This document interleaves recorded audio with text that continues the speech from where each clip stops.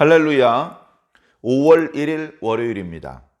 사무엘하 13장 1절부터 14절까지 말씀을 읽고 은혜 나누도록 하겠습니다. 그 후에 이 일이 있으니라. 다윗의 아들 압살롬에게 아름다운 누이가 있으니 이름은 다말이라. 다윗의 다른 아들 암논이 그를 사랑하나 그는 처녀이므로 어찌할 수 없는 줄을 알고 암논이 그의 누이 다말 때문에 울화로 말미암아 병이 되니라. 암논에게 요나답이라 하는 친구가 있으니 그는 다윗의 형 시므아의 아들이요 심히 간교한 자라. 그가 암논에게 이르되 왕자여 당신은 어찌하여 나날이 이렇게 파리하여 가는가? 내게 말해 주지 아니하겠는가? 하니 암논이 말하되 내 아우 압살롬의 누이 다말을 사랑함이니라 하니라. 요나답이 그에게 이르되 침상에 누워 병든 채 하다가 네 아버지가 너를 보러 오거든 너는 그에게 말하기를 원하건대 내 누이 다말이 와서 내게 떡을 먹이되 내가 보는 데에서 떡을 차려 그의 손으로 먹여주게 하옵소서 하라 하니 암논이 곧 누워 병든 채 하다가 왕이 와서 그를 볼 때에 암논이 왕께 아뢰되 원하건대 내 누이 다말이 와서 내가 보는 데에서 과자 2개를 만들어 그의 손으로 내게 먹여주게 하옵소서 하니 다윗이 사람을 그의 집으로 보내 다말에게 이르되 이제 네 오라비 암논의 집으로 가서 그를 위하여 음식을 차리라 한지라. 다말이 그 오라비 암논의 집에 이르매 그가 누웠더라. 다말이 밀가루를 가지고 반죽하여 그가 보는 데서 과자를 만들고 그 과자를 굽고 그 냄비를 가져다가 그 앞에 쏟아 놓아도 암논이 먹기를 거절하고 암논이 이르되 모든 사람을 내게서 나가게 하라 하니 다 그를 떠나 나가니라. 암논이 다말에게 이르되 음식물을 가지고 침실로 들어오라. 내가 네 손에서 먹으리라 하니 다말이 자기가 만든 과자를 가지고 침실에 들어가 그의 오라버니 암논에게 이르려 그에게 먹이려고 가까이 가지고 갈 때에 암논이 그를 붙잡고 그에게 이르되 나의 누이야 와서 나와 동침하자 하는지라. 그가 그에게 대답하되 아니라 내 오라버니여 나를 욕되게 하지 말라. 이런 일은 이스라엘에서 마땅히 행하지 못할 것이니 이 어리석은 일을 행하지 말라. 내가 이 수치를 지니고 어디로 가겠느냐? 너도 이스라엘에서 어리석은 자 중에 하나가 되리라. 이제 청하건대 왕께 말하라. 그가 나를 네게 주기를 거절하지 아니하시리라 하되 암논이 그 말을 듣지 아니하고 다말보다 힘이 세므로 억지로 그와 동침하니라. 아멘. 네, 오늘 말씀 그렇게 신나는 말씀은 아닙니다. 이제 다윗 가문에 여러 가지 불화가 생기고 불행한 일들이 연거푸 생기는 그런 이야기들이 어쩌면 시작되고 있습니다. 이제 다윗이 온 이스라엘의 왕이 되었기 때문에 다윗을 통해서 여러 좋은 일들이 발생되기를, 그런 좋은 아름다운 감동적인 이야기를 우리가 성경을 통해서 읽게 되기를 어쩌면 바라고 있는데, 사무엘하 말씀은 다윗이 범죄한 2가지 사건의 이야기를 집중적으로 보도해주고 있습니다. 우리가 잘 아는 것처럼 11장에 다윗이 범죄했죠. 부하 장병들은 전쟁을 하는 동안에 본인은 그 전쟁에 참여하지 않고 왕궁에서 게으름을 피우다가 우연히 목욕하던 여인을 보았고, 그 여인이 자신을 위해서 충성을 다하는 우리아라는 장수의 아내라는 것을 알면서도 데려다가 간음을 했습니다. 임신을 했죠. 그 사실을 덮기 위해 우리아를 전쟁터에서 집으로 데려오게 했지만 집에 가지 않고 병사들과 함께 지냅니다. 이 방법으로는 자신의 범죄 사실을 덮을 수가 없다는 것을 깨닫고 오히려 우리아를 죽이기로 합니다. 우리아를 죽이고 미망인이 된 임신 중에 있었던 밧세바를 아내로 데려옵니다. 그리고선 아이를 출산을 하죠. 그 모든 모습이 하나님께서 보시기에 악했다고 기록하고 있습니다.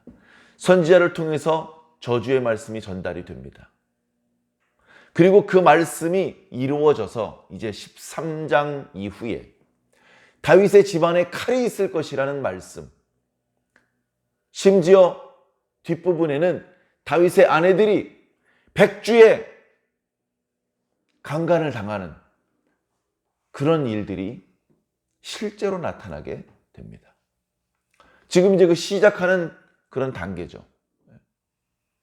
참 무시무시합니다. 사무엘하 말씀에는 또 이런 부분이 있습니다. 다윗이 왕이 되었는데 다윗이 왕이 되는 것을 가로막는 세력은 이제 없는데 다윗은 다윗대로 일을 잘해서 백성들의 존경을 받고 있고 나라가 안정되고 있고 부강해지고 있는데 그렇다면 이 다윗 왕국의 다음번 왕은 누가 될 것이냐? 다윗의 후계자는 누가 될 것이냐? 그런 이야기들이 이제 밑에 깔려 있습니다. 다윗이 헤브론에서 4명의 아들을 낳았죠. 그리고 예루살렘으로 이동해서 다른 아들들을 낳았습니다. 몇 명의 이름이 소개되더니 이름도 다 소개되지 못하는 그런 아들들이 나중에 태어나게 됩니다. 그런 이제 상황이죠. 자, 그래도 왕위를 계승할 수 있는 1순위가 누구냐? 첫 번째 아들입니다. 바로 암논입니다. 오늘 말씀에 나오는 바로 암논이죠. 둘째 아들 엘리압은 이름만 소개될 뿐이지 아무런 분란을 일으키지도 않고 왕위 쟁탈전에 뛰어들질 않습니다. 그게 오히려 지혜로운 방법이죠. 지혜로웠던 여자 아비가일의 아들이라서 그랬는지 그는 자신의 이름을 성경에 올리지 않습니다. 불미스러운 사건에. 그리고서 셋째 아들이 이제 압살롬입니다. 다윗이 모든 아들들을 사랑했지만 압살롬을 유난히 사랑했던 것 같습니다. 나중에 솔로몬이 태어나기 전까지는. 압살롬의 이름이 뭡니까? 평화의 아버지. 그의 이름이 샬롬이에요. 압샬롬. 그랬는데 이제 압살롬은 그의 어머니가 이제 이스라엘 여자는 아니었습니다. 이방 여자였죠. 그 이방 여자, 이스라엘로 편입된 나라의 이방 여자였고 거기서 태어난 압살롬하고 그의 딸 다말은 유난히 잘생겼고 유난히 아름다웠던 것 같습니다. 첫째 아들이었던 암논이 셋째 아들이었던 압살롬의 누이 다말을 보았는데 너무나 아름다운 거예요. 그래서 그만 사랑에 빠지게 되었습니다. 자, 그런데 사랑에 빠지다 보니까 가끔 만나고 식사도 하고 이렇게 정원을 산책하기도 하고 뭐 그랬으면 좋겠는데 처녀라서 그럴 수가 없어요. 무슨 말씀이냐 하면 결혼을 하지 않은 여자는 외출이 어느 정도 통제가 됩니다. 가족들이 이렇게 대동하지 않는 외출을 혼자서 나올 수가 없습니다. 당시 이스라엘의 풍습이 그렇죠. 그러다 보니 멀찍이서 얼굴이라도 한번 보고 싶은데 그것도 못하는 거예요. 그리고 이종 사촌, 그 배다른 그 누이기 때문에 이복 누이기 때문에 결혼도 율법에서 금하고 있습니다. 당연히 간음도 금하고 있죠. 그러다 보니까 암논이 막 마음이 불편한 겁니다. 한번 얼굴 한번 보고 싶은데 손 한번 잡고 싶은데 그걸 못하니까. 그래가지고 우라병이 치밀어서 병을 얻었습니다. 잘 먹지도 못하고 자지도 못하고. 자, 그러던 차에 이제 다른 이름이 나타납니다. 다른 이름이 나타나는데 이름이 요나답이에요. 요나답. 사촌뻘입니다. 사촌. 다윗이 그의 아버지 이새의 8번째 아들이었지 않습니까? 다른 형들이 많이 있어요. 그 형들 중에 첫째, 둘째, 셋째의 이름이 사무엘상에 소개되고 있는데 거기에 소개되지 않은 형들도 많이 있을 겁니다. 그 중에 한 명이 시므아라는 사람이었던 것 같습니다. 그리고 그 시므아의 아들이 요나답입니다. 그러니까 이제 암논하고는 사촌뻘 되는 것이죠. 아프다는 소식을 들었는지 찾아옵니다. 와가지고는 비쩍 말라있는 모습을 보고서 왕자여 어찌하여 나날이 파리하여 가는가? 무슨 사정이 있는지 나에게 말해보지 않겠는가? 그랬더니 이거 비밀인데 하면서 자기 속사정을 솔직하게 얘기를 합니다. 내가 사실은 내 동생 압살롬의 누이 다말을 사랑합니다. 근데 그가 처녀이기 때문에 멀찍이서 얼굴 보는 것도 너무 어려워요. 이제 그런 식의 얘기를 했겠죠. 그러면 가까이서 그녀를 보고 싶다면 내가 시키는 대로 하시오 하면서 꾀를 냅니다. 당신은 다윗 왕의 첫째 아들이기 때문에 왕이 무시하지 못하고 문병을 올 거다. 아프다고 꾀병을 내면. 그러면 다윗 왕이 문병을 왔을 때 다윗 왕에게 부탁을 해라. 제 동생 다말이 와서 직접 떡을 차려주고 제가 보는 데서 그의 손으로 그 떡을 먹으면 좀 빨리 회복될 것 같습니다. 그렇게 이제 부탁을 했고 다윗은 사람을 보내서 다말에게 네 오라비를 위해서 이렇게 저렇게 해라 라고 부탁을 했죠. 그래 다말이 준비를 해가지고 왔습니다. 와보니까 누워 있습니다. 그러니까 밖에서 준비를 하는 것이죠. 밀가루를 반죽을 하고 여러 가지 맛을 내는 재료를 첨가하고 그리고 그것을 구워서 과자를 만듭니다. 과자를 만들어요. 냄비 안에 그걸 넣고 이제 구워가지고 그걸 이제 다른 그릇에다가 이렇게 쏟아내는 것이죠. 밥상을 다 차렸단 말이에요. 우리가 쓰는 표현으로. 그렇게 했는데도 먹질 않으려고 그럽니다. 그러면서 다 나가! 다 나가! 라고 한 겁니다. 그러니까 암논의 집에 이제 단 둘만 남았습니다. 그러면서 얘기를 합니다. 다말 만들어 놓은 과자를 가지고 침실로 들어와라. 그래서 가지고 들어갔습니다. 네 손으로 내 입에 과자를 좀 넣어다오. 이렇게 하면 병이 정말 빨리 낫는 걸까요? 자, 다말이 그렇게 했습니다. 그랬더니 다말의 손이 가까이 오자 그 손을 강하게 움켜줍니다. 그러면서 이렇게 얘기합니다. 나의 누이여, 나와 함께 동침하자. 나의 누이여라는 표현은 누이를 누이라고 부른 거죠. 특별한 문제가 없겠죠. 근데 이스라엘 사람들은 자신의 정인을 누이라고 부르는 그런 이제 문학적인 습관이 있습니다. 나의 누이여, 나와 같이 눕자. 성관계를 하자는 말의 우회적인 표현이죠. 나와 같이 눕자. 그러니까 이제 다말이 저항을 합니다. 안 됩니다. 안 됩니다. 다말의 말이요, 틀린 게 하나도 없어요. 안 됩니다. 오라버니여, 나를 욕되게 하지 마십시오. 이건 이스라엘에서는 해서는 안 되는 행동입니다. 이걸 기어이 해버리면 어리석은 자가 됩니다. 어리석은 자. 옛날에 아비가일의 남편이 나발이었잖아요. 네가 나발이 된단 말입니다. 네가. 그러면서 뭐랍니까? 이 수치를 가지고 정말로 이 어리석은 짓을 저질러 버리면 나는 부끄러워서 어디 다닐 수도 없습니다. 나중에 보면요. 결국 다말은요, 어디 시집도 못 가고요. 집 밖을 나오지도 못하고 평생을 불행하게 슬프게 살 수밖에 없게 됩니다.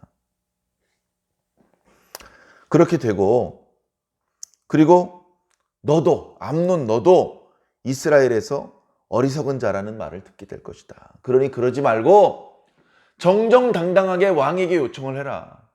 제가 압살롬의 동생 다말을 사랑하니 그를 저에게 아내로 주십시오. 그렇게 말하면 다윗 왕께서 거절하지 않으실 것이다. 사실은 어떻습니까? 이복 누이와 결혼하는 건 금지입니다. 그걸 이제 암논이 알았는지 이렇게 여러 말로 다말이 거절하고 사양하고 이야기를 했는데도 불구하고 다말의 말을 듣지 않고 힘으로 억지로 동침을 해버립니다.